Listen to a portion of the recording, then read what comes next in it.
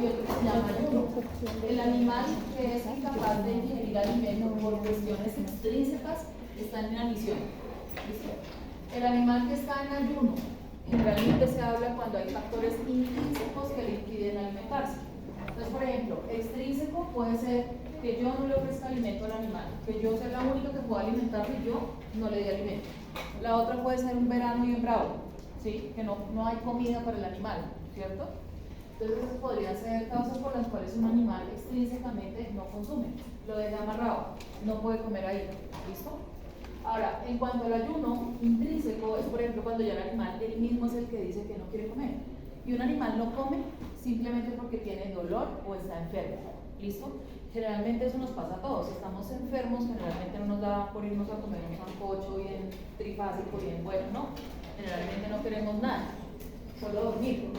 Ahora, resulta que estas inaniciones o estos ayunos corresponden a una pérdida, obviamente, de tejido, ¿no? Porque muchas veces no vamos a comer, entonces nuestro tejido corporal tiene que empezar a gastarse para poder responder ante ese requerimiento energético.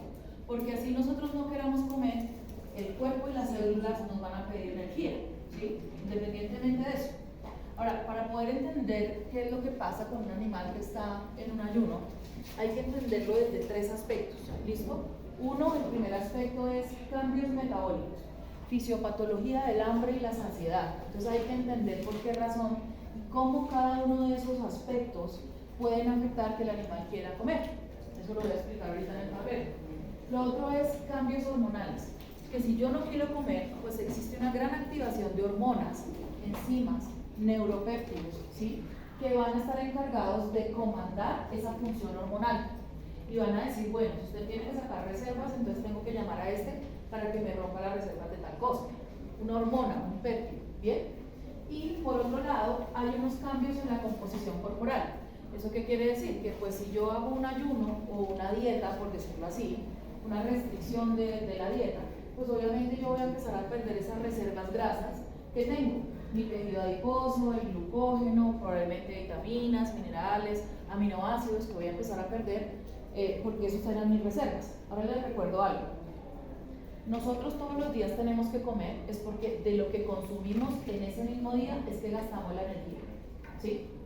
Ahora, ¿qué pasa cuando eso que consumimos es mucho mayor a lo que nuestro cuerpo requiere? Eso es lo que el animal deposita, o el humano deposita, ¿sí?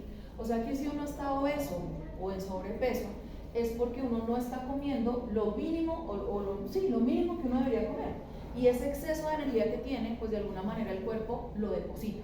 ¿Bien? Listo. Entonces esto es bien importante entender esos tres aspectos que vamos a hablar.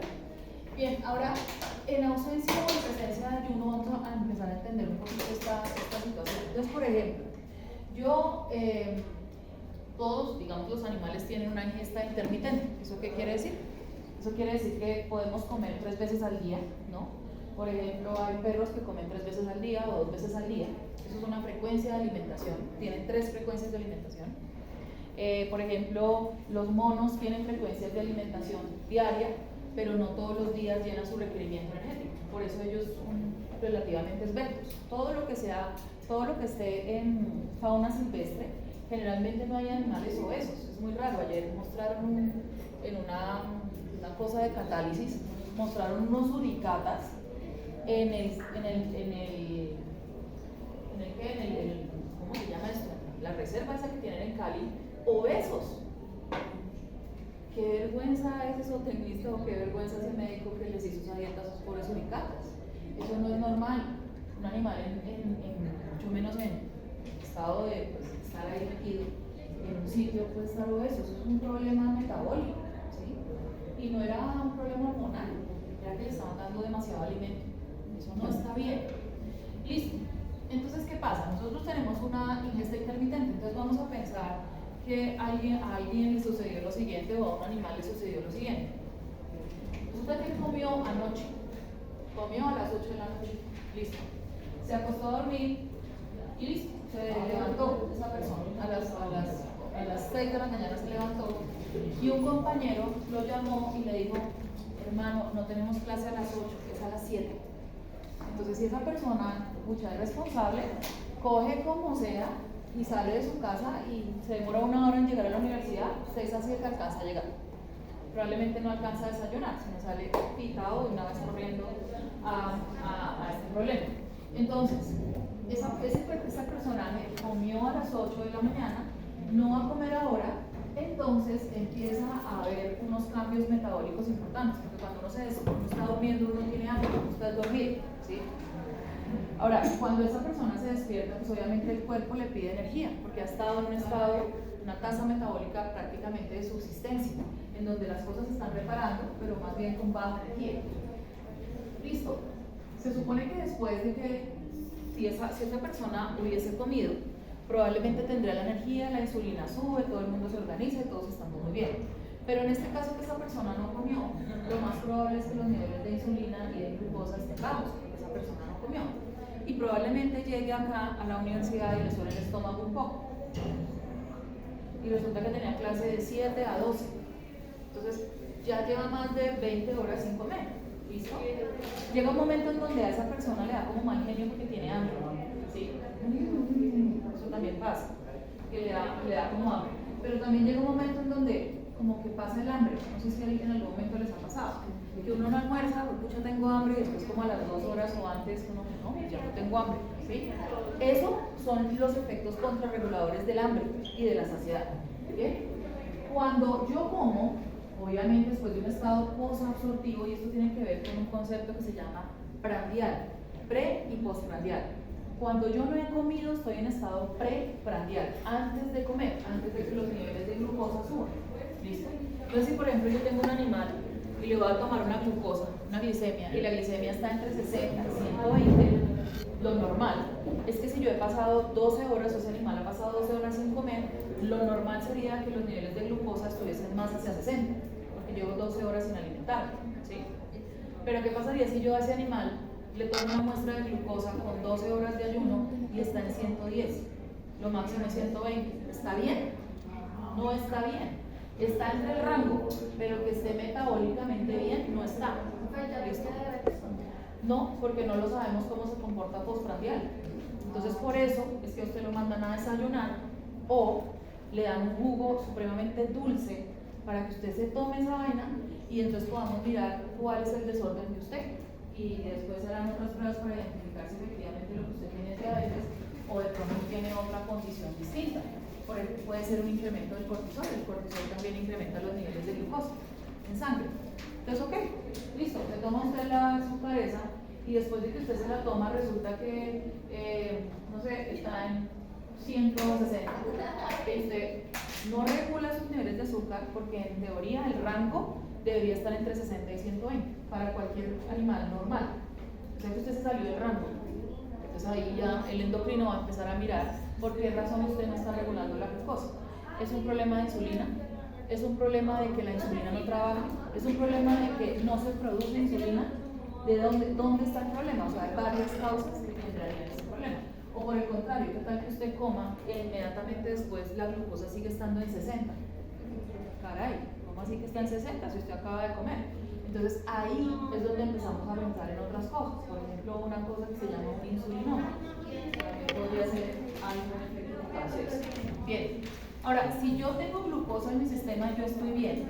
Lo más lógico es que las rutas metabólicas que generan glucosa, o sea, glucogenólisis, que es el rompimiento del glucógeno para llegar a glucosa, la gluconeogénesis, que es la formación de glucosa a partir de otra cosa que no es glucosa, y la expresión de la glucogenogénesis se dé, ¿cierto? ¿Por qué se da? ¿O por qué no se dan? Yo tengo glucosa, me acabo de comer glucosa, ¿para qué voy a formarla yo si la acabo de comer? Y les estoy diciendo que todo lo que yo como, ese mismo día yo lo uso. Y lo que sea exceso lo guardo. Entonces por eso la idea es no comer en exceso, ¿sí? Para no almacenar más de lo que uno debería almacenar. Ahora, ya te voy a explicar, eso ya lo he explicado. Listo, entonces en el estado posabsortivo, es decir, después de que yo ya comí 4 a 6 horas después, entonces lo que pasa es que yo puedo empezar a tener una disminución nuevamente o sea, al principio, pues obviamente llené mi requerimiento, estoy llenito, ¿cierto? Estoy llenito, todos mis nutrientes están, entonces las concentraciones empiezan a disminuir de su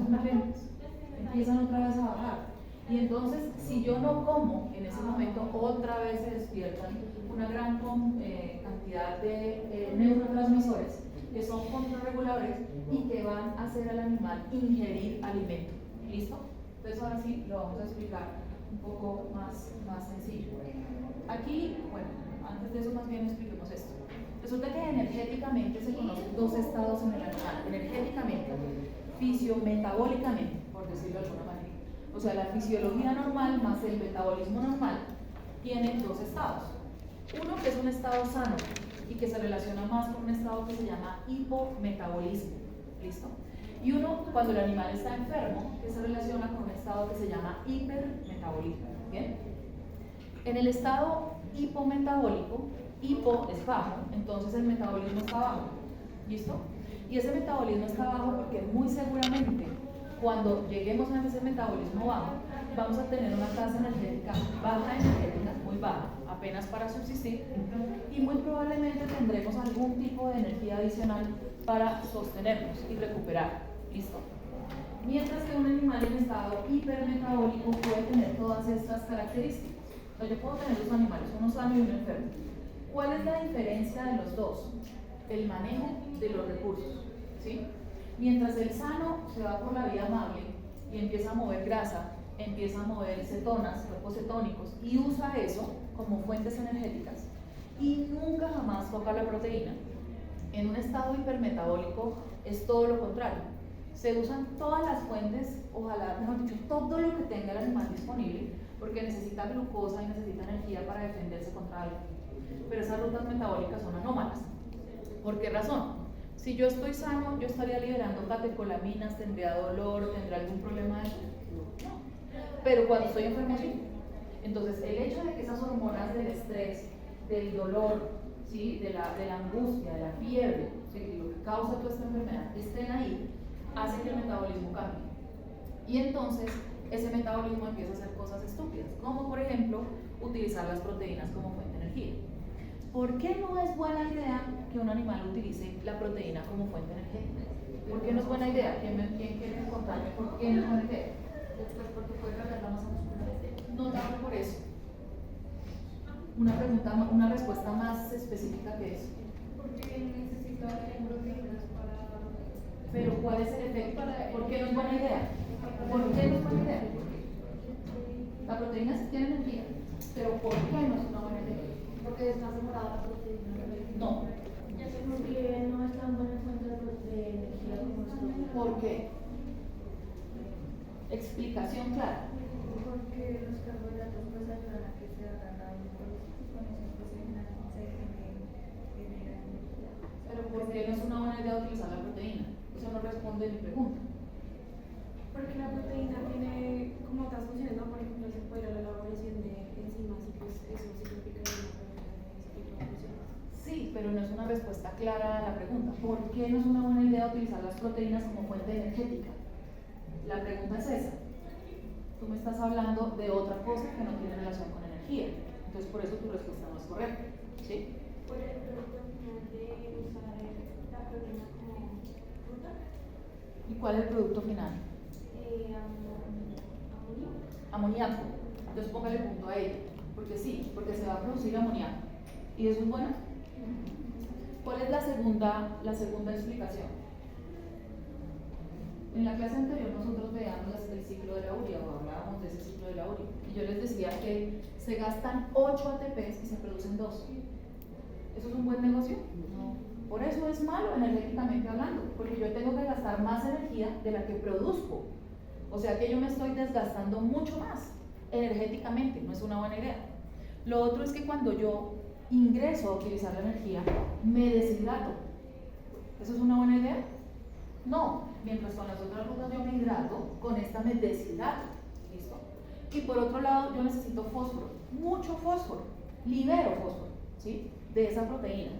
Y el fósforo libre fosforila, y generalmente fosforila proteínas, o sea que hace que las proteínas se muevan más rápido, o sea que voy a tener más destrucción de proteína, más amonio, menos energía, menos agua, más fósforo.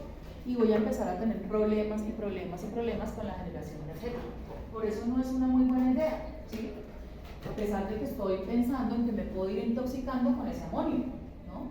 Entonces, la diferencia real es que yo tengo que lograr que ese animal que está haciendo estupideces, o sea, está cogiendo la energía y la está malgastando de tal forma que va a seguir gastando más energía y va a seguir enfermándose más, es pasarlo del estado hipermetabólico a un estado hipometabólico donde esté en subsistencia y donde pueda empezar a reparar. Y ese estado, ¿por qué lo necesito? Porque en este estado yo lo único que hago es movilizar lípidos y cuerpos cetónicos. ¿Es buena idea movilizar un lípido? Vuelvo a la misma pregunta. ¿Por qué es buena idea movilizar un lípido? Energéticamente hablando. ¿Cuál es la explicación nutricional?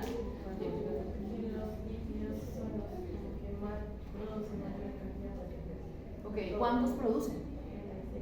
40 por cada carbono. Entonces, claro, tiene punto. Producen 40 por cada carbono y yo puedo tener ácidos grasos de hasta 18 carbonos. O sea, podría tener más de 1000 ATPs en un solo producto. Eso se lleva por delante al ciclo de Krebs, que necesita un montón de pasos para producir 24 ATPs y como 6 moles de agua, mientras que esta otra cosa produce por cada carbono 30 moles de agua. O sea que me hidrato, produzco mucha energía y genero CO2. ¿Eso es mejor idea que mover la proteína? Por supuesto. Entonces el organismo no puede ser tan tonto, y no lo es, realmente no lo es. Lo que pasa es que está en un momento de angustia, cuando estamos enfermos y estamos todos así, angustiados. ¿Listo? Bien, ahora, este estado lo tenemos que tener claro porque si yo tengo un animal en estado hipermetabólico, yo lo tengo que obligar a que pase a ese estado.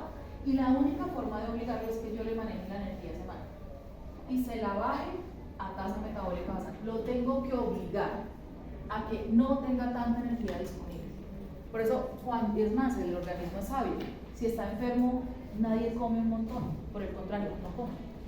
Y eso hace que el metabolismo también sufra, porque inmediatamente tiene que descender, o si no, pues obviamente va a empezar a tener problemas. Ahora, no es lo mismo que yo tenga un animal sano que un enfermo, obviamente. Pero un animal enfermo no solamente es un animal que está botado de lado, vuelto nada, así desmayado. Eso obviamente es un animal enfermo, pero yo energéticamente puedo tener animales con otras características. Por ejemplo, un animal obeso o un animal caquético. Ambos están malnutridos. O sea que uno no solamente habla de malnutrición cuando el animal está caquético, o sea, flaco, sino también cuando está flaco y obeso, porque está malnutrido. Por ejemplo, está incapacitado para comer. No sé, tiene un tumor en el esófago, tiene una fractura de mandíbula. ¿Quiere comer? Sí. ¿Puede comer? No. Entonces eso hace que pues, el animal no pueda recibir la energía que tiene. Por ejemplo, aparte de todo, falta de provisión de alimentos. Por ejemplo, ayer llegó a la clínica un perro, un Doberman, pesa 25 kilos, es cachorro. El señor solamente le da mollejos de pollo en su dieta, solamente le da mollejas de pollo y le da cerca de 70 gramos de mollejas de pollo 3 veces al día. Yo le saqué la tasa metabólica a ese animal y ese animal necesitaba como 1500 kilocalorías al día. Y saqué los gramos de estas vísceras, los multipliqué por 3.5 y me daban como 600 kilocalorías, 700 kilocalorías. O sea que a ese animal le hacía falta la mitad de las kilocalorías al día. Y efectivamente, obviamente, el perro está en los huesos y es un cachorro. Y lo peor es que es un cachorro de exposición. No, es que yo los alimento así. Y con eso son los que reproducen y eso luego los entregan a la gente. Enfermos, vueltos nada a sus animales porque mide de dónde vienen, ¿no? Entonces, ese animal tiene falta de provisión de alimentos. ¿Por qué llegó a la clínica? Tenía una herida. Todo iba muy bien. Se suponía que la herida iba recuperándose o sanando, cuando de un momento se volvió a reactivar. ¿Por qué creen que se volvió a reactivar la herida? No tiene energía para cicatrizar. Vamos a ver si autoriza que se le dé una dieta bien dada durante su tiempo, porque si no, eso no va a cicatrizar, jamás. Ahora, otra cosa es que yo pueda comer, pero que no pueda digerir o absorber, eso es distinto. Si yo tengo un problema de digestión, eso significa que carbohidratos, proteína y lípido no se están digiriendo en dieta, por tanto salen en el popó. Entonces eso significa una mala absorción. Si yo, por ejemplo, tengo un problema de absorber, una mala digestión, ¿listo? Ahora, si el problema es que yo digiero, o sea, mi páncreas bien, mi bilis bien, pero tengo el intestino permanentemente inflamado, yo no puedo absorber. De todas formas van a salir cosas digeridas en el popó, pero yo no estoy recibiendo los nutrientes necesarios. Señora. En esos casos se forma la explosión de nutrientes. Claro, tú puedes tener una diarrea osmótica por gran cantidad de nutrientes en el intestino, ¿sí? Muchas veces es simplemente porque comiste mucho. Otras veces es porque realmente hay un ente patógeno que hace que se incremente la osmolaridad dentro del intestino. Una diarrea por alguna bacteria o algún parásito. Tú puedes tener diferentes tipos de diarrea. Hay osmóticas, hay secretoras, hipersecretoras. Esas son como las dos que hay, por hipersecreción o por osmolaridad. Porque digamos que en las personas que presenten problemas en el colon, si hay una malnutrición.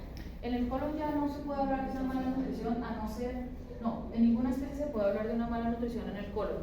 En el colon lo que pasa es que se absorbe agua y como ustedes se darán cuenta, les echaron un cuento bien malo, que es que todos los minerales se absorbían en el colon, eso no es cierto. Los minerales se absorben en el intestino delgado, todos. Entonces, por ejemplo, si yo tengo un caso en donde, no sé, un perro se comió una carnaza, un hueso de esos de carnaza, que es lo peor que le pueden dar a ustedes a un perro, porque esa vaina, eso puede hacer como una especie de acordeón en el intestino, y si una parte del intestino se mete dentro de otra parte del intestino, eso se llama intussuscepción, y a usted no le queda más que cortar por aquí, cortar por allá, quitar el intestino y volver a pegar el intestino.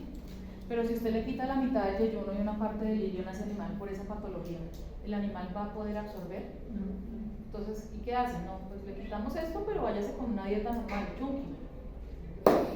Que porque el animal está flaco, que porque es que está enfermo, le está quitando la absorción. Igual que si le quita una parte del estómago al animal, la digestión de la proteína no va a empezar bien. La digestión y la secreción de la cobalamina no va a empezar bien. Y eso se va a ver reflejado más adelante. Digamos, en cuanto a los lebreles, o sea, ellos son distintos. Sí. Por eso su condición es así, o sea, ¿y eso qué tiene que ver? No, eso no tiene nada que ver con eso. Lebrel lo que pasa es que tienen una tasa metabólica muy alta y nunca les dan lo que necesitan. Pero igual ellos, porque si uno les diera, digamos, lo que necesitan, podría tener una condición más alta de lo que normalmente ve. Claro, eso es lo mismo que un border collie. ¿Cuántos han visto un border collie obeso? No hay, porque la tasa energética de ese animal es 200 kilocalorías por el peso vivo elevado a la 0,75, igual que la del pastor alemán, ¿sí? ¿Y cuánto dice el paquete? 130. Siempre las tablas nutricionales en los paquetes comerciales están tasadas a 130 kilocalorías. 130 por el peso vivo elevado a 0,75. Si es un adulto joven activo, ¿me sirve lo que dice la etiqueta? No. Si es un bernés de la montaña, menos, porque necesita 105, por eso los vemos gordos todo el tiempo. Entonces, si usted no le da la cantidad energética que requiere ese animal, por ejemplo, ese Doberman, pues usted lo que está haciendo es matar a ese animal de poquitos. O puede que no lo mate y al final del ejercicio el animal esté bien, pero le está causando una disminución muy importante de nutrientes que puede afectar el crecimiento y el desarrollo de ese animalito, porque ese animal está crónico. Bien. Otra cosa es que yo no puedo absorber porque tenga inflamación. De igual manera voy a estar en un estado de malnutrición. Otra cosa es que yo pueda digerir, pueda absorber, pero tenga dañado el hígado, tenga dañado el riñón, tenga mal el pulmón.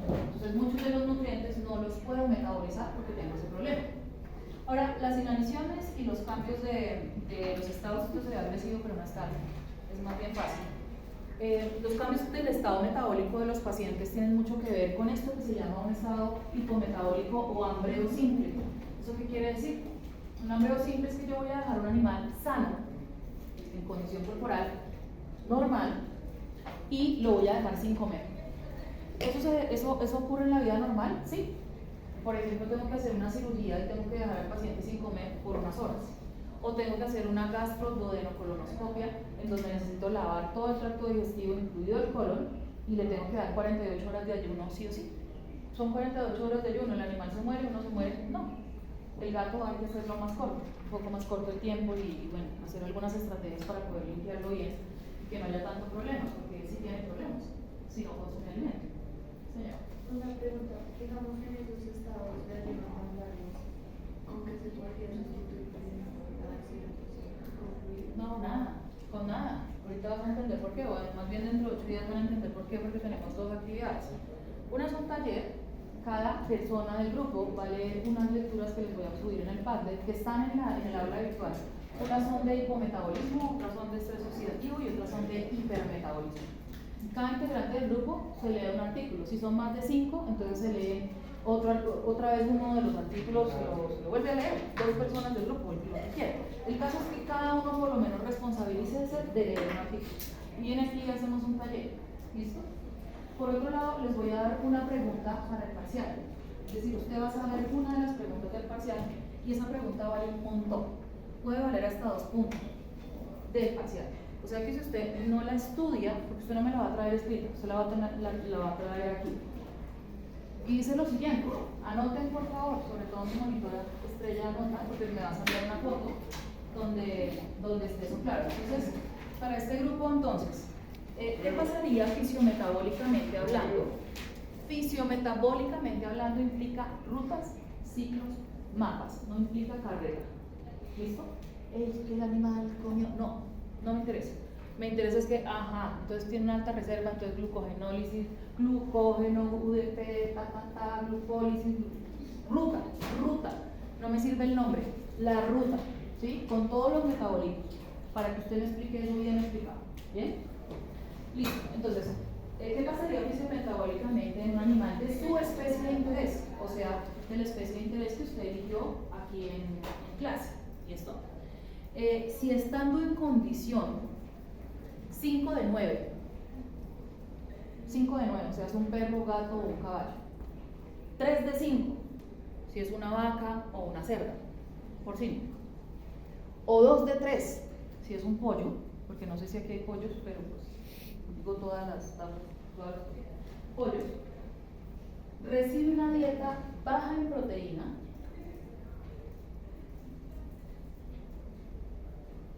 densa en carbohidrato, o sea, alta en carbohidrato soluble,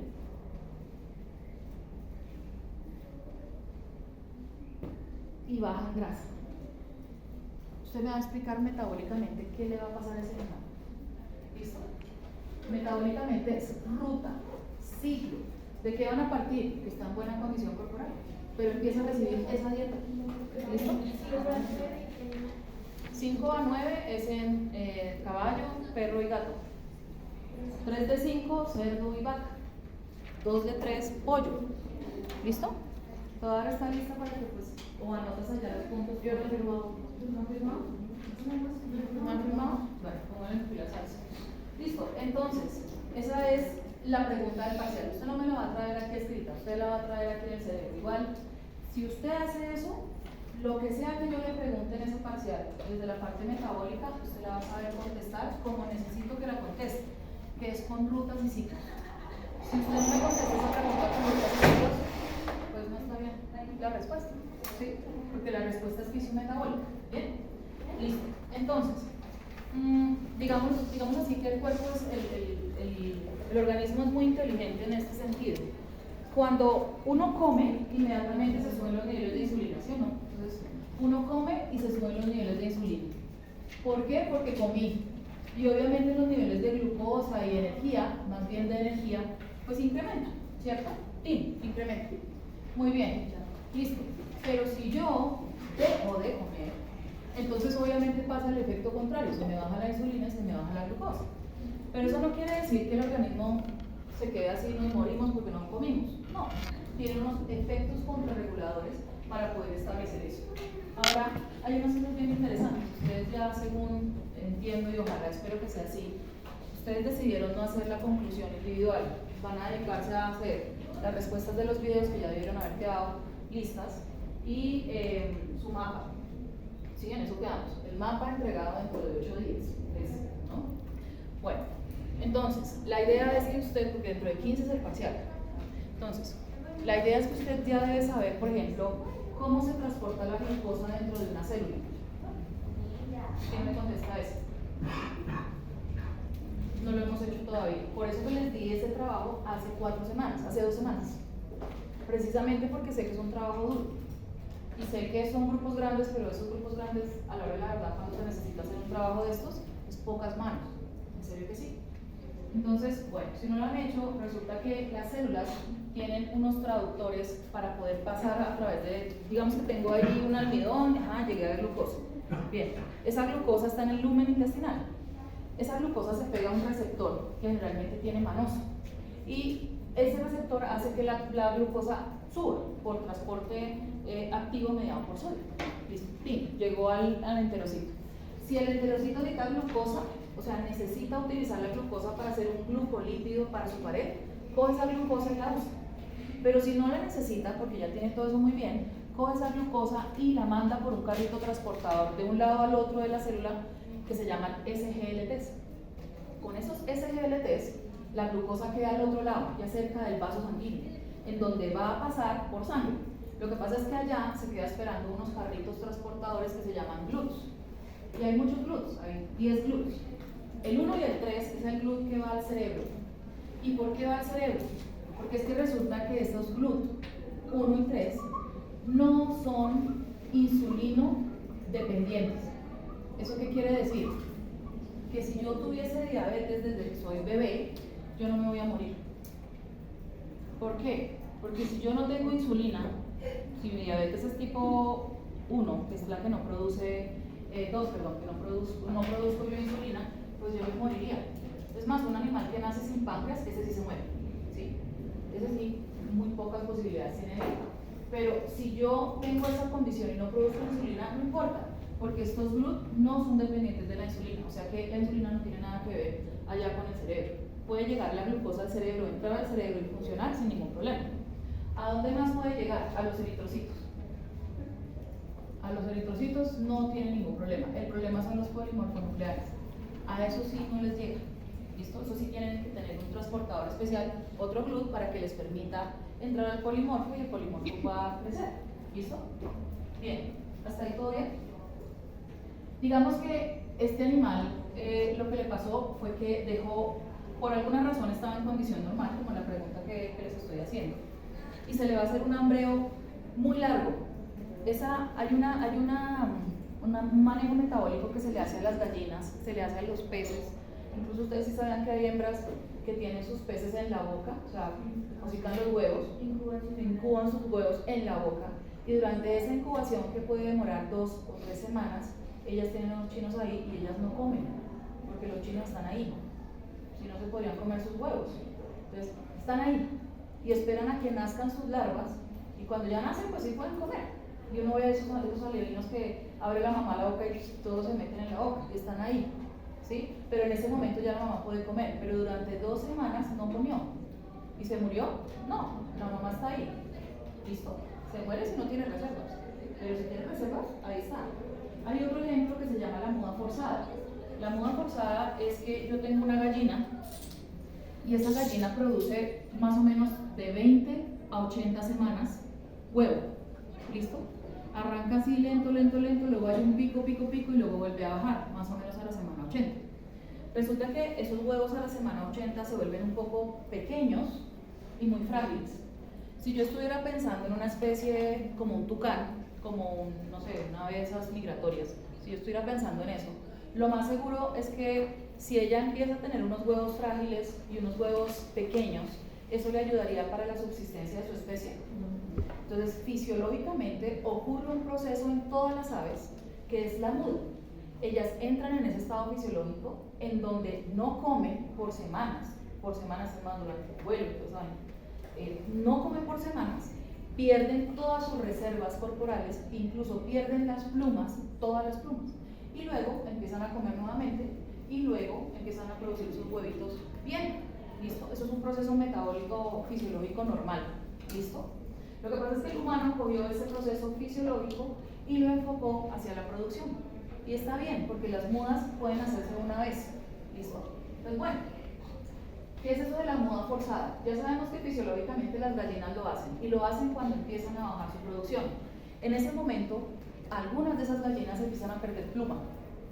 Ellas solitas dejan de comer, y uno, ¿por qué no come? No quiere comer. ¿Es que está enferma? No, es que está enferma. Simplemente entró en el proceso de la muda forzada. Hay otras que no entran, y entonces toca obligarlas a entrar. Uno selecciona las gallinas que mejor condición corporal tengan, precisamente que estén sanas, Y esas son las gallinas a las cuales uno las somete entre 2 a 4 semanas sin comida, sin agua. Lo único que uno hace es que al principio, antes de coger a las gallinas estas, sí le damos minerales, vitaminas, antioxidantes, le damos muchos antioxidantes. Y luego simplemente les bajamos la luz, porque ellas son fotorreceptivas, les bajamos la luz un poquito y no se les da el alimento. ¿Listo? Vamos a pensar en esas gallinas. Bien. Entonces, ¿por qué hago esto? Lo hago es porque después de que estas gallinas dejan de comer por esas 4 semanas, ellas gastan todas esas reservas viejas que tienen acumuladas, las gastan todas, esas reservas, y empiezan a acumular reservas nuevas, como del alimento que yo les doy después de haber pasado por ese proceso. Y luego, más o menos a las 2 semanas, tienen el mismo peso o más que el que tenían antes, y adicionalmente a eso van a producir más huevo, más fuerte y mejor. Entonces eso hace que la producción sea mejor, por una razón, porque yo ya no tendría que comprar otro lote de gallinas y esperar 20 semanas para que estén listas para producir, desde que son bebés hasta que son gallina ponedora. Y por otro lado, yo ya tengo unas gallinas grandes competentes que saben cómo es la vuelta, que ya saben que tienen que comer y ya, producir su huevo. Entonces pues ya no tengo ningún problema productivo, voy a producir más huevo, por tanto mi huevo va a ser más grande, y si es más grande, pues a mí me pagan más, ¿sí? Entonces ese es el efecto. Listo, entonces ahora vamos a hablar de ese efecto. Digamos que tengo un animal que le vamos a hacer ese tipo de proceso. Obviamente en los carnívoros este tipo de proceso es mucho más rápido. O sea, yo no puedo dar un perro encerrado aquí más de 5 días, porque probablemente va a morir. Bueno, si tiene reservas, de pronto se demora un poquito más en fallecer. El gato sí, baila muy rápidamente, la vaca también puede fallecer rápido. Los omnívoros, como el cerdo o como nosotros, tal vez duremos un poquito más.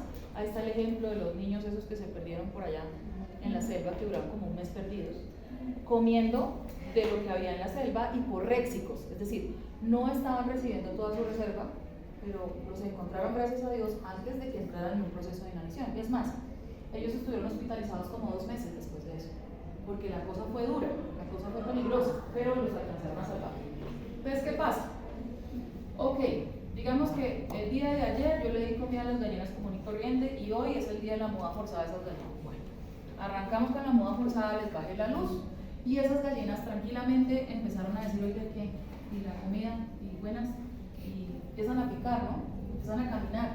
Ellas siguen con su metabolismo común y corriente, ellas no bajan su metabolismo porque no comen. Entonces, claro, les da hambre, pero entonces, ¿cómo se desarrolla esa hambre? Entonces tenemos que recordar algo bien importante, y es que existe una célula que se llama el adipocito. Recuerden que las gallinas no tienen grasa subcutánea. ¿Por qué es que no tienen grasa subcutánea? Lo expliqué en el quiz pasado. Estudiaron para el quiz, solamente para el quiz, ¿no? Porque no tienen conducto linfático torácico, y el conducto linfático torácico es el que nos ayuda a acumular grasa subcutánea. Ellas son privilegiadas en eso. El problema es que ellas sintetizan la grasa en el hígado, entonces por eso podemos comer pate foie, o sea, hígado de grasa, hígado de pato, pate de pato, que no es más que una lipidosis hepática causada a un pato que está sano para que le podamos untar una galleta. Eso básicamente es el pate foie. Y es porque todo lo que es la lipogénesis se desarrolla en el hígado, ¿listo? Y hay otros tejidos que también van a generar este proceso. Bueno, en el caso de que hubiese esos adipocitos, y sí los hay, este proceso ocurriría en el hígado de las gallinas, mientras que este otro proceso ocurriría en los demás animales, o sea, en el perro, en el gato, en nosotros. Bien, recordemos que el adipocito es la célula que deposita grasa, ¿no? Es un tejido, es un sistema, además porque produce hormonas. Entonces, por ejemplo, yo acá tengo triglicéridos, que recuerden que siempre va a ser el dibujito así, un crespo, 2 crespos, 3 crespos, va a tener colesterol, va a tener fosfolípidos, va a tener ácidos grasos libres, ¿sí? O sea, solamente el crespo sin necesidad de tener glicerol, todo eso lo tiene ahí almacenado, ácidos grasos libres, fosfolípidos, colesterol, triglicéridos, eso es lo que hay ahí metido. Y esto lo comanda una hormona muy importante que se llama la leptina, ¿listo? La leptina es la que comanda eso, es decir, que cuando la leptina se levanta, es que no haya energía y necesito que ese animal coma, porque si no come yo voy a tener que sacar mis reservas, ¿sí? Y sacar las reservas es costoso. Se puede, pero es costoso, ¿sí? energéticamente es costoso. Bueno. Ahora, cuando yo ya comí, la misma leptina baja sus niveles con el objetivo de que el animal deje de comer, porque si no comeríamos eternamente. Nadie nos trancaría. Y yo sé que ustedes van almorzando y cuando uno tiene mucha hambre uno come muy rápido, ¿cierto? Y usted va a la mitad del almuerzo y pucha, ya me llené, ¿sí? A veces el ojo es más grande que el estómago. Entonces usted, no, yo me como media vaca y va a ver y no se come media vaca, o sea, no puede comerse todo eso, ¿sí? Entonces básicamente ese es el efecto de la leptina disminuyendo para que usted pare de comer, porque si no, ella en dónde va a guardar todo eso que usted se va a comer. O sea que ese es el efecto contrarregulador. Ahora, ¿qué pasa en el perro? Porque el perro adora eso y recibe, y come todo y se puede tragar un paquete completo de 3 kilos de lo que se le dé la gana y se lo come, ¿sí? Es porque el centro de la saciedad y el centro del hambre, del estímulo del hambre, están separados en la especie del perro, mientras que en las demás especies está junto. Entonces yo estoy aquí al lado suyo, pues yo ya le digo, oiga, pare de comer, mientras que el perro se demora un montón porque está al otro lado del cerebro. Entonces no tiene una unión de saciedad con relación al centro del hambre.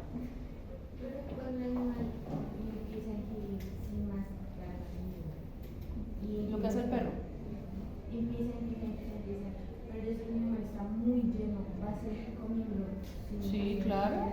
Si tú le das un paquete a un perro ahí en el suelo, el condenado bicho se lo va a comer todo, porque él tiene la capacidad gástrica grande, pero un gato no, porque la capacidad gástrica del gato es más pequeña. Por esa razón el gato va tantas veces a comer, porque tiene el estómago pequeño y adicionalmente a eso necesita comer permanentemente. Ir a comer permanentemente, porque si no come permanentemente, no recibe cerca de 100 cosas en la dieta que necesita para que su metabolismo funcione. Ahí, como hacen los gatos perales, pues comen pájaros, los zombies, tienen todo. Ahí comen carbohidrato, de lo que comió el pájaro en el intestino, ahí hay carbohidratos, hay grasa, hay, o sea, usted no me puede salir con el cuento de que el felino no come carbohidratos, no señor, sí come, y los puede digerir. Es más, una particularidad del gato es que puede digerir el 100% del almidón que usted le dé. El problema es metabólico. ¿Qué hago con todo ese poco de almidón que me comí? ¿Sí? Ese es el problema. Ese es el que usted me va a tener que explicar muy bien. Los gatos no podrían comer horas como los perros. ¿No podrían comer qué? Ahora como los perros. Sí podrían comer ahora como los perros. Es más, tú deberías manejarle la alimentación al gato, porque es la única forma en que tú sabes si el gato comió o no. Y es más grave que un gato no coma que un perro no coma, porque un gato a las 18 horas de dejar de comer ya no tiene insumos, ya no tiene recursos, ¿sí?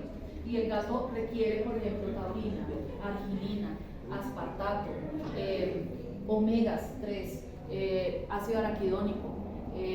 Bueno, son cerca de 100 cosas que el gato, si no recibe dieta, simplemente su metabolismo no funciona. Y por eso son tan erráticos estos animales cuando dejan de comer. Por ejemplo, esta es la temporada de los gatos en las clínicas, este espacio de tiempo, porque ya pasó diciembre, las vacaciones, la pólvora, dejaron al gato solo porque es independiente. Entonces luego regresaron, el gato pues sí, ahí comía, no comía, hiporrexias, y después de un mes, o sea en marzo, febrero, finales de febrero, marzo, se dan cuenta que el gato está enfermo, y es cuando llegan amarillos totalmente los gatos, lipidóticos los gatos, huecos más esos gatos porque llevan cerca de 60 días con hiporrexias y estrés. Entonces es distinto un animal en esa condición porque llega muy mal a la clínica. ¿Llegó en estado qué? ¿Hipo o hipermetabólico? Hipermetabólico. Muy bien. Profe, los perros no pueden tomar de la bolsa primordial porque la bolsa primordial se acaba muy rápido. No lo pueden mover, lo voy a explicar por qué. Entonces, mira, el tejido adiposo genera cositas, por eso es que es un sistema, ¿sí? El sistema es un sistema porque produce hormonas. Mire, produce la leptina. Es una hormona tan berrionda que ella misma se autorregula. Ella es capaz de autorregular a la insulina y es capaz de regular a otras hormonas, como la hormona del crecimiento. También salen aquí unas cosas que se llaman adiponectinas, que estas son citoquinas inflamatorias. Citoquinas inflamatorias, sale interleuquina 6, interleuquina 1 del tejido adiposo, sale factor de necrosis tumoral, sale angiotensinógeno 2, o sea, esto sale ya activo. No necesita pasar por el pulmón para que a usted se le suba la tensión. Por eso las personas obesas generalmente son hipertensas, porque está produciendo todo el tiempo esto. Entre otras 18 sustancias muy importantes como el factor amiloideo, proteína C reactiva, entre otras cosas, resistina. Esta resistina es una sustancia que resiste a la insulina, o sea, no permite que la insulina entre. Entonces, si la insulina no entra, pues me da más hambre, más depósito de grasa, más me enfermo. Entonces, todo eso se produce en el adipocito. Entonces, el adipocito, o sea, cuando está gordo, uno no está gordo, no está así inflamado. Eso es lo que está. Lentamente es un proceso inflamatorio. ¿Listo? Bien. Entonces, por ahora, ¿qué vamos a hacer? Estas dos gallinas, listo, arrancaron su proceso, perfecto, estas gallinas, y yo les quité la comida. Se me bajaron los niveles de insulina, se me bajaron los niveles de glucosa. Ok, por un tiempo está bien, pero cuando me empiezan a bajar los niveles de energía, pues alguien tiene que dar respuesta a eso. Y la primera que va a dar respuesta a esto va a ser el glucagón. Va a ser el glucagón. Porque al bajar la insulina, el glucagón sube. ¿Por qué el glucagón sube? Porque el glucagón es el que tiene la reserva de glúcidos. Si yo fuera un perro, el caballo, humano, todas las razas, menos un carnívoro estricto como por ejemplo el gato, como por ejemplo una zarigüeya, que también tiene la misma característica, pues yo lo que tengo que hacer es simplemente coger ese glucagón y estimular ¿a qué? ¿A qué ruta voy a estimular? Levánteme la mano. ¿Qué ruta es? La que tendría que estimular para sacar mi reserva. No. Sí, entonces póngale punto a ello. Yo sencillamente estimulo aquí una glucogenolisis, porque mi interés es lisar el glucógeno para llegar a glucosa. ¿Sí o no? Ese es el problema. Entonces, ok, pues entonces hagámoslo. Entonces usted tiene un glucógeno, ¿cierto? Tiene unas UDP de glucógeno, tiene unas UDP de glucógeno ramificado, tiene una glucosa 1, tiene una glucosa 6 y ya tiene una glucosa libre. Si usted tiene una glucosa libre, pues usted ya hizo lo que tenía que hacer. Entonces los niveles de insulina suben, ¿cierto? Porque tengo glucosa libre. ¿Cuánto depósito de glucógeno hay en el hígado? El 10% del peso del hígado del animal se deposita en glucógeno, no es todo el hígado, un poquito, ¿sí? Pero yo puedo romper un poquito glucosa libre ¿para quién? Para el cerebro y para el eritrocito. El resto de las células lo que necesitan es energía, no glucosa. ¿Listo? Bien. Ok, entonces esto fue lo que pasó. Ahora, cuando este glucógeno es estimulado porque yo no he comido, pues se rompe, y al romperse, pues sale como mucho. ¿Listo? Sale mucho. Entonces, bueno, me falta otra cosa. ¿Dónde más hay acúmulo de glucógeno? Levante la mano si sabe. ¿Se gana su punto? Póngale punto. En el músculo. Entonces yo también puedo hacer este es el hígado y este es el músculo. O sea que yo también puedo coger un glucógeno muscular, pero ¿cuál es la diferencia del glucógeno muscular? Recuerden siempre ponerme la flecha para dónde va este ciclo metabólico. ¿Sí? Porque si usted me pone una línea, yo no sé si usted está formando o está rompiendo. Y como no sé, pues no está bien. ¿Listo? Entonces, glucógeno. ¿Cuál es la diferencia entre la glucogenólisis en el hígado y la glucogenólisis muscular?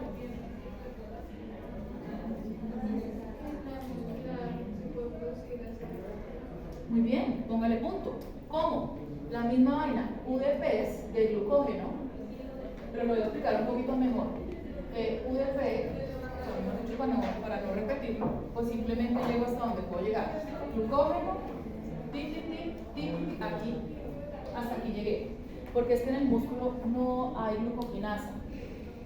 ¿Listo? 6-fosforilasa no hay. Entonces, ¿qué pasa? Yo no puedo pasar a glucosa 6-fosforilada, que es la que sí sirve para hacer cualquier proceso dentro de la célula.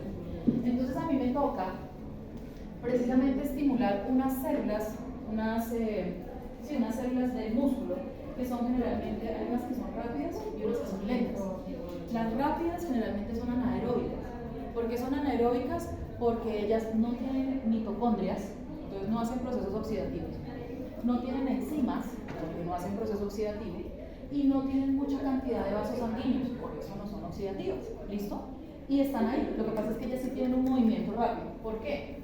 Porque ellas de glucosa pueden pasar perfectamente a ácido láctico y generar 2 ATPs ahí mismo. ¿Listo? Ácido propiónico sin ácido láctico. El problema, señor. Claro, ácido láctico se convierte en lactato en sangre. ¿Claro? Entonces, recuerden que eso es un ácido graso volátil, no es volátil, es un ácido graso libre. ¿Listo? Es un producto de la fermentación. ¿Por qué? Porque no hay oxígeno. Cuando yo fermento algo es cuando no hay oxígeno. ¿Sí? Ustedes meten un mollo de esos con una piña y agua y mosto y esa vaina ahí, lo tierran ahí al lado de una mata y luego vuelven al mes y se toman eso, ¿no? Llaman una chicha de un barato de piña. ¿Sí? Eso está fermentado, pero está cerrado, tapado, no tiene oxígeno. ¿Sí? Ahí hubo una fermentación, no hubo una hidrólisis ni hubo una oxidación, nada de eso hubo. ¿Listo? Bien, entonces esto lo puedo hacer. Y me voy a volver un poquito acidito, sí, porque tengo ácido láctico, pero el organismo va a producir finalmente algo que se llama el lactato. Por aquí sale el ácido propiónico también un poquito, o propionato, porque ya estamos hablando del metabolismo, no ácido sino propionato. Sale un poquito, genera los 2 ATPs y me queda el lactato. Este lactato, pues sí, yo me voy a volver acidito, me dan un poquito de acidez, pero pues tampoco es tanto, porque el hígado puede coger este lactato, llevarlo aquí a piruvato, de piruvato lo paso a oxaloacetato y de oxaloacetato lo paso a PEP y de aquí lo paso a dihidroxiacetona, gliceraldehído, junto a estos dos genero fructosa 1,6, fructosa 6, glucosa 1, glucosa 1,6 y ya tengo mi glucosa libre. ¿Qué hice? ¿Cómo se llama ese proceso metabólico que acabo de hacer? ¿Cómo? ¿Cómo? ¿Gluco qué? Muy bien, póngale punto. Gluconeogénesis. Acabo de hacer una gluconeogénesis a partir de un ácido láctico, una sal. ¡Rum! ¿Me sirvió? Porque yo ya no tengo que romper el glucógeno. Yo simplemente me voy por aquí de una cosa muy mala la convierto en algo muy bueno. Entonces no hay problema, tranquilos chinos que todo dominamos, ¿sí? O sea, usted hágalo, no hay problema.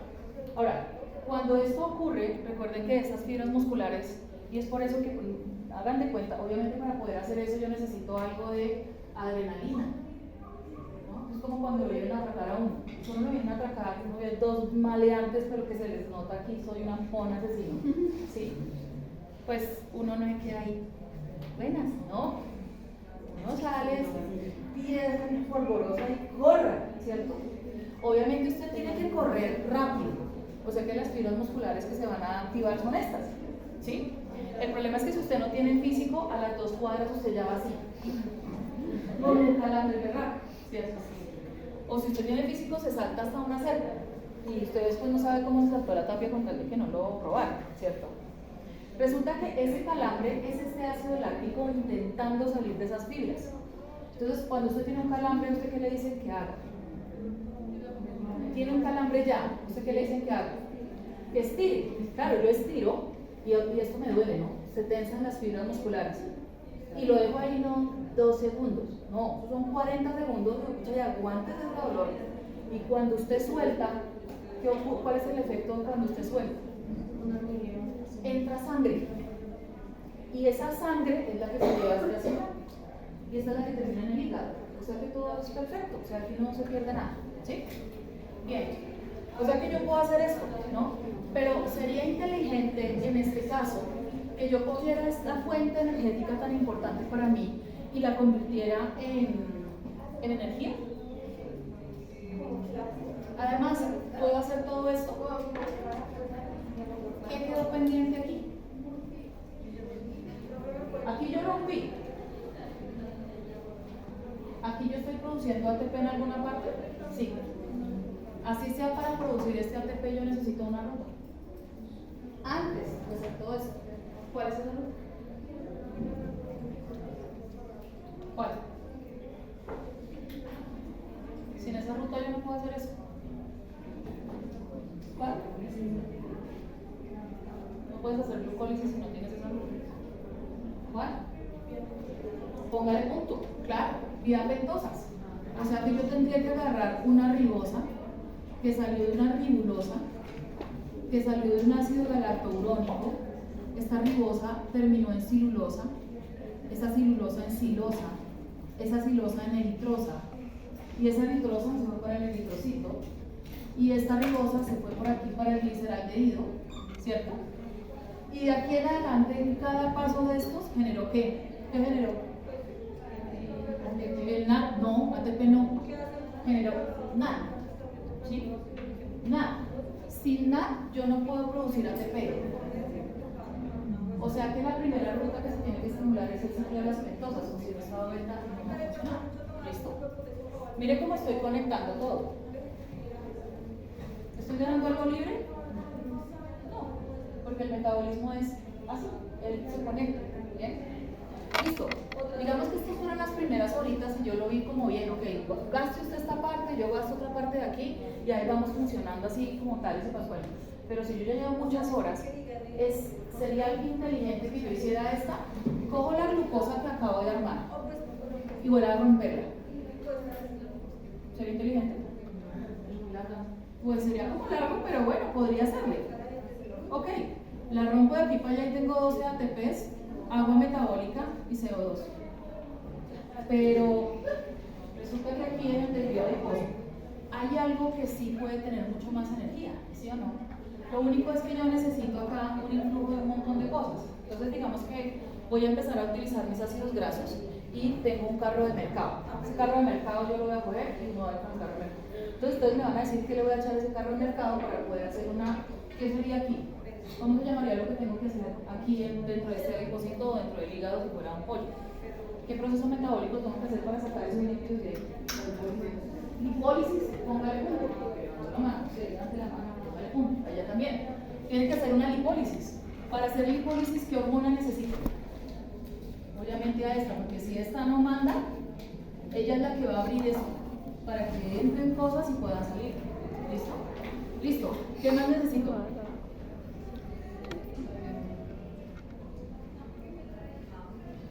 ¿Será que me estreso un poquito porque no he comido? Sí, un poquito de cortisol, pero este poquito de cortisol está más poquito que la cantidad de glucógeno que está allá, de glucagón. El glucagón comanda este proceso y llama al cortisol para que le dé una empujadita. Y en esa empujadita del cortisol, ¿a quién llama? ¿Quiénes son los que nos hacen salir corriendo? La adrenalina. 9 puntos, Gabriela. Entonces, adrenalina sale norepinefrina, noradrenalina. ¿Listo?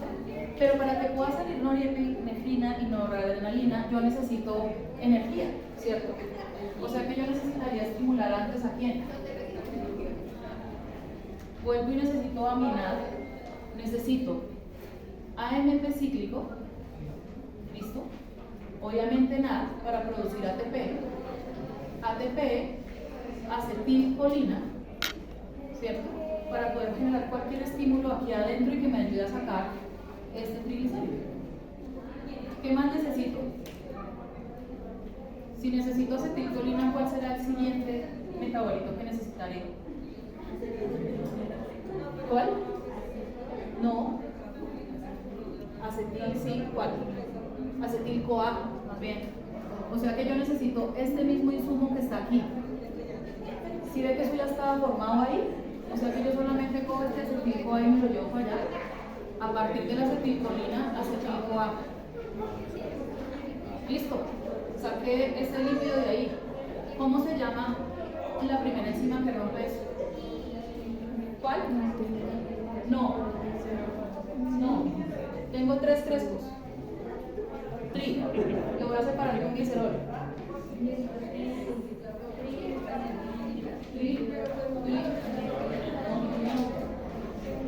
¿Ve? Triglicerol, lipasa. ¿Qué más?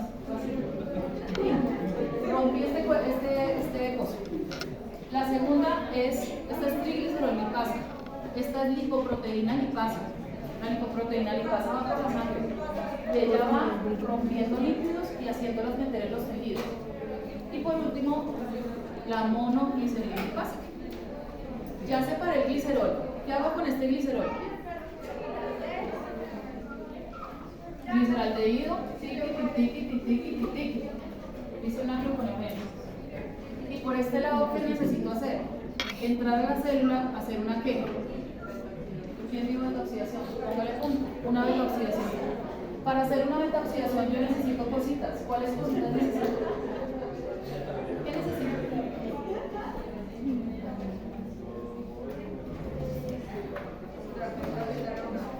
Necesito acetil-CoA. Necesito colina, mírenla aquí. Este acetil-colina se desprende acetil-CoA y me queda colina. Colina, biotina, rioflavina, L-carnitina, todo eso para poder meter aquí a mi crespo. Tin. ¿Qué más necesito? ¿Qué hay en la mitocondria? ¿Qué es lo que? ¿Qué proceso voy a hacer? ¿Cuál? Beta-oxidación. O sea, ¿qué más necesito? Pues oxígeno. ¿Qué más va a necesitar? Y usted llega y rompe esos crespos. Y si son 1, 2, 3, 4, 5, cada uno le produce 40 ATPs, 30 moles de agua y CO2. 5 por 4, 20, 200 ATPs. ¿Cómo va a comparar usted contra esta vaina? Fatal. Y aparte de eso produce 30 moles de agua. También 15, perdón, 150. 150 moles de agua. O sea que me hidrato, necesito agua, tiene que preguntar si necesitaba agua.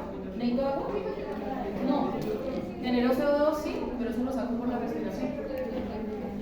¿Sí? Necesito bien leído eso, porque vamos a trabajar duro en esas dos condiciones metabólicas en la próxima clase.